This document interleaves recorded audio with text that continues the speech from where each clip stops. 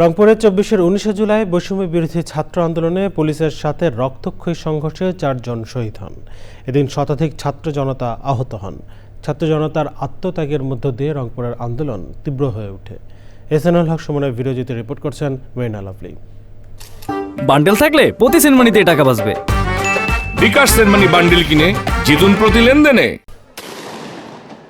2024-এর 19 জুলাই ছিল বৈষম্য বিরোধী ছাত্র জনতার আন্দোলনের ইতিহাস রচনার দিন।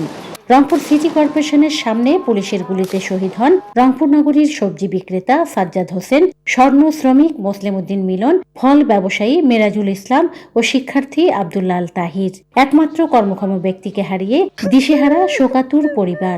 সরকার যেগুলো টাকা পয়সা দিচ্ছে সেগুলো দিয়ে তো আর আমাদের সংসার সন্তান মানুষ করার মতন কোনো প্রসেসে নেই। তো এখন আমাদের পরিবারের সংসারের খরচ দেওয়ার মতো, খরচ করার মতো কেউ নাই আমাদের। সরকারের কাছে আমার ছেলের হত্যার বিচার চাই।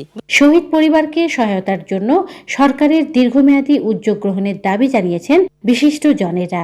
শহীদ পরিবারের সার্বক্ষণিক খোঁজ খবর রাখার কথা জানিয়েছেন জেলা প্রশাসক।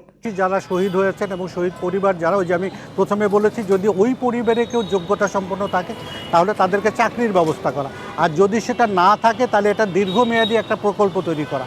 এবং আমরা তাদের সামনে এই জুলাই মাসে আমাদের একটি দিন শুধুমাত্র তাদের জন্যই রয়েছে। এছাড়া মুক্তিযুদ্ধ বিষয়ক মন্ত্রণালয় থেকে যে গেজেট প্রকাশিত হয়েছে আহতদের, সেই গেজেটের উপরে মুক্তিযুদ্ধ বিষয়ক মন্ত্রণালয় কাজ করছে।